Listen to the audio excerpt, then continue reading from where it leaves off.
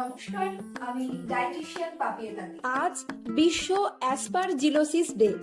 এই ছত্রাকজনিত ফুসফুসের রোগে ওষুধের পাশাপাশি পুষ্টি বা ডায়েট সমান গুরুত্বপূর্ণ। এই রোগে কি খাবেন আর কি এড়িয়ে চলবে, আজই সেই নিয়ে কিছু টিপস দেব। কি খাবেন? নাম্বার 1, অ্যান্টিঅক্সিডেন্ট সমৃদ্ধ খাবার। বেরি জাতীয় ফল, সবুজ শাকসবজি এবং লেবু খান, যাতে আপনার রোগ প্রতিরোধ ক্ষমতা বাড়ে। Number 2, protein. মাছ, মাংস, ডিম, ডাল বা পনির জাতীয় খাবার খান, যা আপনার কোষের মেরামত করতে সাহায্য করবে। নাম্বার 3, ভেষজ উপাদান।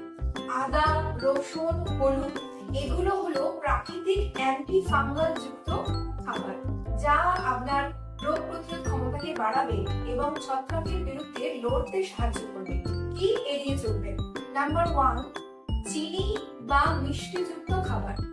মনে রাখবেন, ছত্রাকের প্রিয় খাবার হলো কিন্তু চিনি, তাই চিনিযুক্ত খাবার বা কোল্ড ড্রিঙ্কস একেবারে এড়িয়ে চলুন।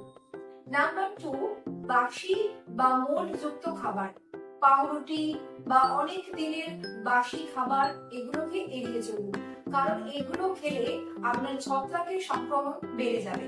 নাম্বার 3, কাঁচা শাকসবজি বা শাকসবজি ভালো করে ধুয়ে নিয়ে সেদ্ধ করে তারপরেই খান, তাহলে সুস্থ ফুসফুস এবং সঠিক ডায়েটের মাধ্যমে আপনি পারবেন অ্যাসপারজিলোসিসকে জয় করতে।